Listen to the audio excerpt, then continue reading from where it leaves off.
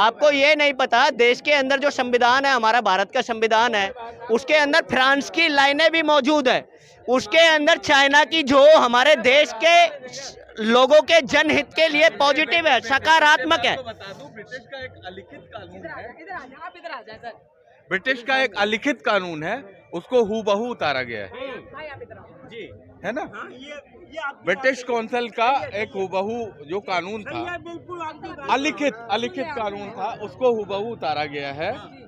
लेकिन उसमें बहुत सारे अमेंडमेंट देश, जाति, धर्म, परिस्थिति को लेके अमेंडमेंट किए गए हैं। और हमारे भारत का संविधान लचीला है, क्योंकि आप इसलिए तब बोल पा रहे हैं क्योंकि लचीला है।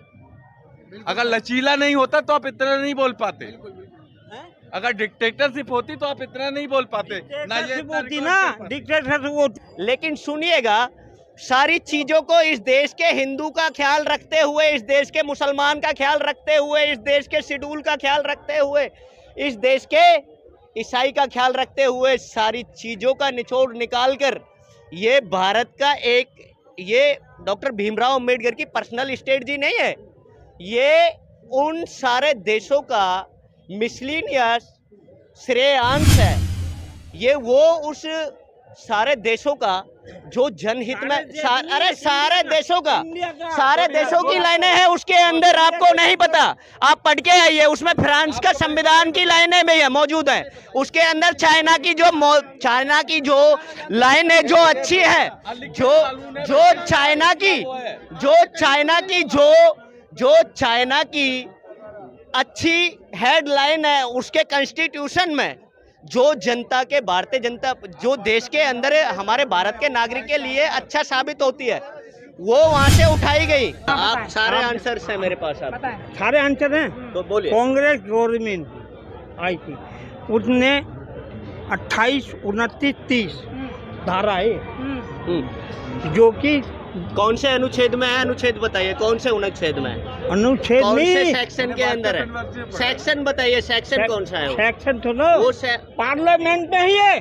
अरे पार्लियामेंट में, पार्लियामेंट के ये रूल है 29, 30, 29, 30।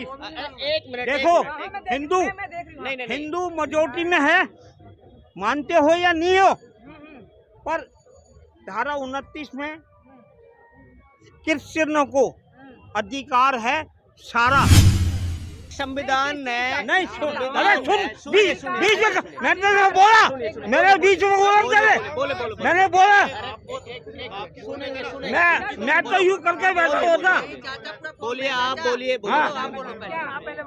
अधिकार बताएं आप। अधिकार ये है कि क्रिश्चियनों को कह दिया कि बाइबल आप पढ़ा सकते हो स्कूलों में, सब में। और 30 उसमें 29 में मुसलमानों को सारी अधिकार है, इस्लामी धर्म को सब फैला सकते हो उसमें। और 30 में यह है अधिकार कि हिंदू को कोई अधिकार नहीं है, रामायण या महाभारत भी नहीं पढ़ा सकते, रामायण नहीं पढ़ सकते। ये है या नहीं है, इस बात का जवाब दो मेरे को पहले। सुनिए, जवाब दो। एक मिनट, मैं इनका जवाब दो मेरे को इस बात का। आप रिप्लाई ले लीजिए। आपको ये नहीं पता कि देश के अंदर ये जो बात आप कर रहे हैं ना, सुनिए, कांग्रेस ने किसी ने नहीं बनाया, ये आपके अंदर भारतीय जनता पार्टी की जो लीडरशिप है ना, जो लीडरशिप है, उन्होंने आपके अंदर सेट कर दिया, माइंड के अंदर उन्होंने माइंड के अंदर सेट कर दिया आपके। आप सुनिएगा, मैं बताता हूँ आपको। आप इस देश के अंदर 307 की धारा, ये बोल रहे हैं कि देश के अंदर ये सुनते नहीं है, यही तो गलत है। आपको सुनना चाहिए, आपको सुनने की अगर क्षमता है, आपको अगर सुनने की क्षमता है तो सुनिए। आपका क्वेश्चन मैंने सुना, मैं आपका रिप्लाई देता हूँ। देश के अंदर सेक्शन जो है ना, सेक्शन किसके अंडर होता है? हमारे कॉन्स्टिट्यूशन के अंदर होता है, हमारे संविधान के अंदर। जो पार्लियामेंट रूल बाद में बनता है, पहले पार्लियामेंट रूल से पहले संविधान है। संविधान ने ये अधिकार दिया कि पार्लियामेंट्री रूल रेगुलेशंस बनाएगी। पार्लियामेंट को जो संविधान ने संविधान ने ही दिया है अधिकार, डॉक्टर भीमराव अम्बेडकर ने संविधान ने दिया है। 280 बंदे थे जिन्होंने कानून बनाया। ये अध्यक्ष था, अध्यक्ष था, ये अध्यक्ष था भीमराव अम्बेडकर। एक मिनट चलने दो। भीमराव अम्बेडकर अध्यक्ष था, इस वजह से इसको नाम दे दिया कि भीमराव बना। 280 बंदों ने कानून बनाया है, संविधान बनाया है। आपको ये नहीं पता, आपको ये नहीं पता डॉक्टर भीमराव अम्बेडकर प्रारूप समिति के अध्यक्ष थे, ये मानने से हम इनकार नहीं कर रहे हैं। डॉक्टर भीमराव अम्बेडकर जो है वो अध्यक्ष थे, प्रारूप समिति के अध्यक्ष थे, हम मानने से इनकार नहीं कर रहे हैं। लेकिन सुनिएगा, सारी चीजों को इस देश के हिंदू का ख्याल रखते हुए, इस देश के मुसलमान का ख्याल रखते हुए, इस देश के शेड्यूल का ख्याल रखते हुए, इस देश के ईसाई का ख्याल रखते हुए, सारी चीजों का निचोड़ निकालकर ये भारत का ये डॉक्टर भीमराव अम्बेडकर की पर्सनल स्ट्रेटजी नहीं है, ये उन सारे देशों का मिसलिनियस श्रेयांश है। ये वो उस सारे देशों का जो जनहित में सारे देशों की लाइनें हैं, उसके अंदर आपको नहीं पता, आप पढ़ के आइए, उसमें फ्रांस का संविधान की लाइनें भी है मौजूद हैं, उसके अंदर चाइना की जो लाइन है जो अच्छी है, जो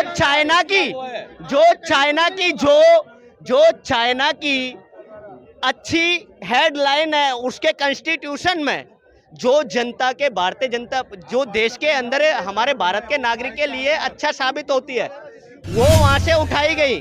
अमेरिका के अंदर से कुछ लाइनें जो जनहित में हमारे भारतीय के भारत की जनता का ख्याल रखती हैं, वो लाइनें उसमें ऐड की गई।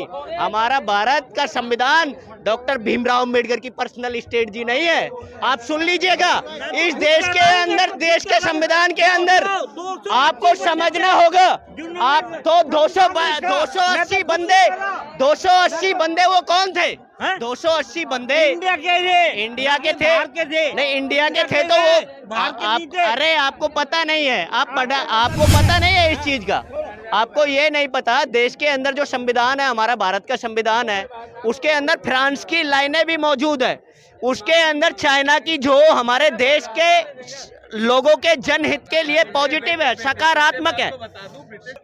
ब्रिटिश काउंसिल का एक हुबहू जो कानून था, अलिखित कानून था, उसको हुबहू उतारा गया है, लेकिन उसमें बहुत सारे अमेंडमेंट देश, जाति, धर्म, परिस्थिति को लेके अमेंडमेंट किए गए हैं। और हमारे भारत का संविधान लचीला है, क्योंकि आप इसलिए इतना बोल पा रहे हैं क्योंकि लचीला है।